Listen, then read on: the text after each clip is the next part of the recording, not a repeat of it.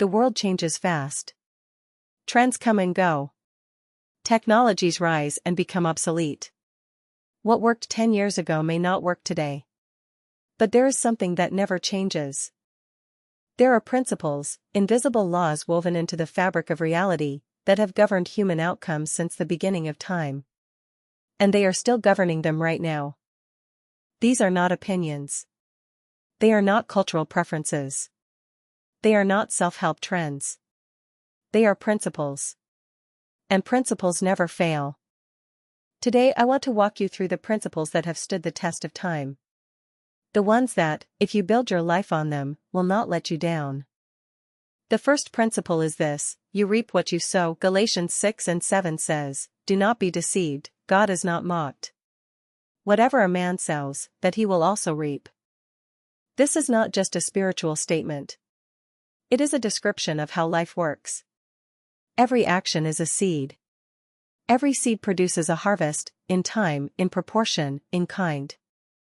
The person who sows kindness reaps relationships. The person who sows discipline reaps results.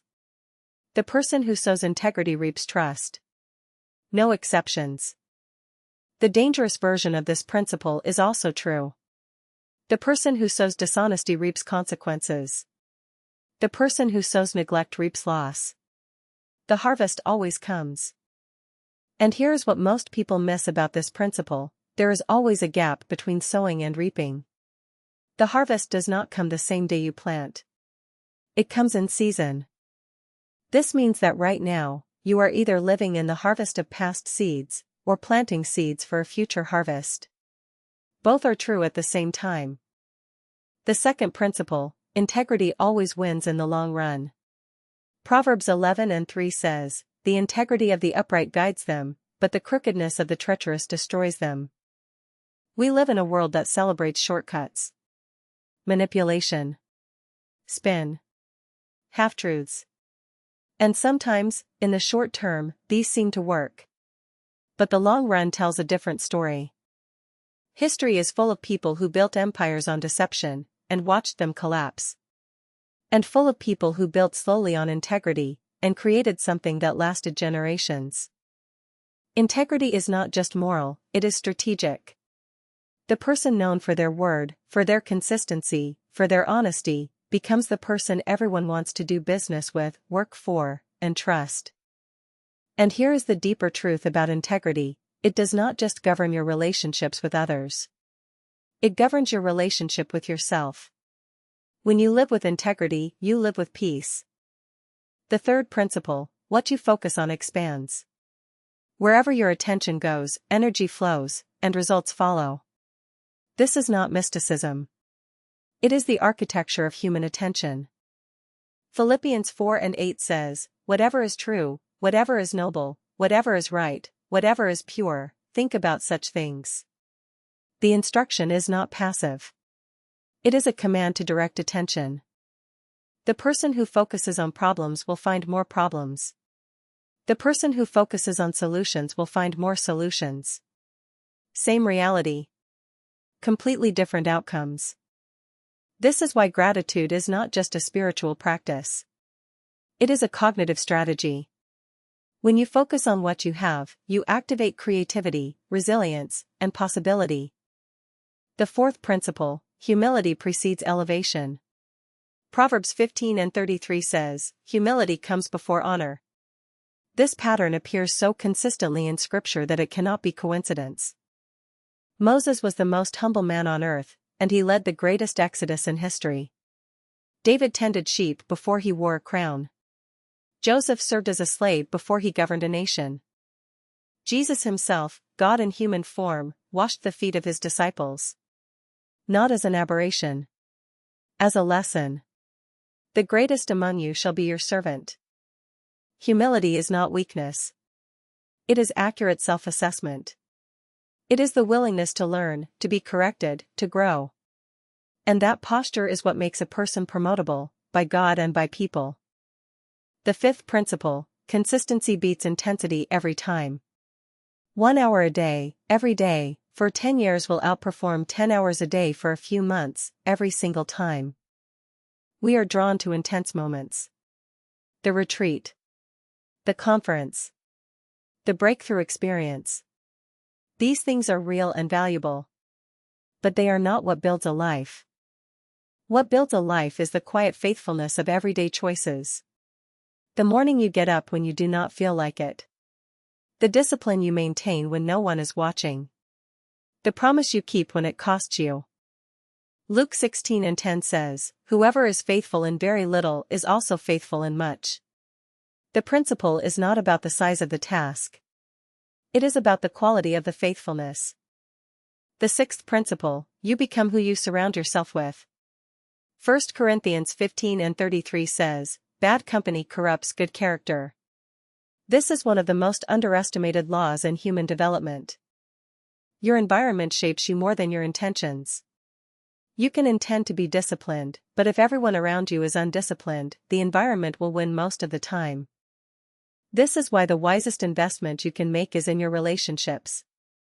The people in your inner circle are either pulling you forward or holding you back. There is rarely a neutral. And this works in the other direction too. When you commit to growth, you become an environment for others. You elevate the people around you simply by being who you are becoming. The seventh principle, rest is not the enemy of productivity, it is the source of it. God worked 6 days and rested on the seventh. He built rest into the rhythm of creation. The world tells you that the person who never stops is the most successful. But the body, the mind, and the soul all require renewal. The person who never rests is borrowing from a future that will demand repayment. Jesus himself withdrew regularly to pray and rest. If the Son of God needed rhythm and renewal, so do you. Rest is not laziness. It is stewardship of the one instrument you cannot replace. The eighth principle, words create worlds. Proverbs 18:21 says, "Death and life are in the power of the tongue." This is not metaphor. This is a description of how language shapes reality. The words you speak over yourself become the story you believe about yourself. The words you speak over others shape what they believe they are capable of. Language is the most powerful tool a human being carries. Choose your words as carefully as you choose your actions. Because your words are actions, they act upon the heart of the hearer, including your own heart when you speak. The ninth principle, gratitude is the gateway to more. The person who cannot be thankful for what they have will not be trusted with what they want. Gratitude is not just an emotion, it is a posture of stewardship. In Luke 17, 10 lepers were healed. Only one returned to give thanks. And it was to that one that Jesus spoke the deepest words, "Your faith has made you well." Gratitude completed the miracle. When you are grateful in a difficult season, you are declaring that you trust the character of God more than the circumstances around you. That declaration shifts everything. The 10th principle, what is done in secret determines what is revealed in public. Matthew 6:6 says, "Your Father who sees in secret will reward you openly." The life lived in private is the foundation of the life shown in public. Your prayer life. Your thought life. Your private disciplines. Your hidden choices. These are the real you. People see the platform. God, and eventually everyone else, sees the preparation. And the preparation happens in rooms no one else enters, in moments no one else witnesses. If you want to know why some people seem to carry an unusual authority, an unusual peace, an unusual resilience, look at what they do when no one is watching. That is the answer. The 11th principle, forgiveness is not for the other person, it is for you. Bitterness is described in Scripture as a root. Roots are underground. They are invisible. But they affect everything that grows. When you hold unforgiveness, you give the person who hurt you continued power over your present. You carry their offense into every room you walk into, every relationship you enter. Forgiveness does not mean what happened was acceptable. It means you choose to release the debt so that you can move forward. It is an act of freedom, your freedom. The 12th principle, and perhaps the greatest of all, love never fails. 1 Corinthians 13:8 says exactly that. Love never fails. Everything else can fail. Talent fails. Strategy fails. Resources run out.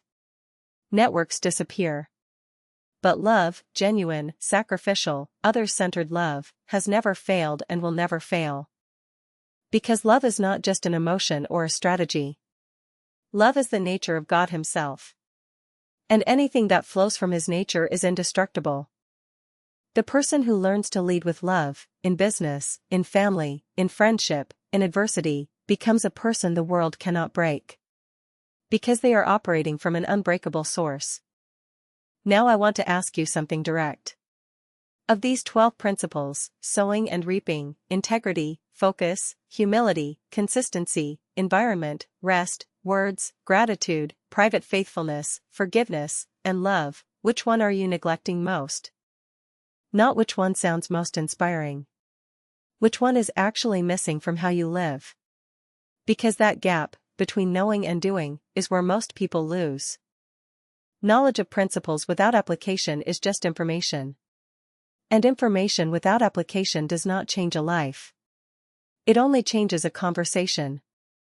James 1:22 says, "Be doers of the word and not hearers only, deceiving yourselves." The deception is subtle. You can feel like you are growing simply by listening, without ever changing. So today, do not just file these principles away as interesting ideas. Choose one. The one that resonates most deeply. And decide how your life will look different because of it starting today. These principles did not originate in a self-help book. They were written into creation by the Creator Himself. They governed Abraham. They governed David. They governed Paul. They will govern you. Strategies change. Tactics change. Methods change. But the principles beneath all successful living have never changed and will never change. Because they are anchored in the character of an unchanging God. Build on them. Return to them. Teach them to those who come after you. Because the generation that understands and applies these principles will change the world they live in. The principles that never fail are yours.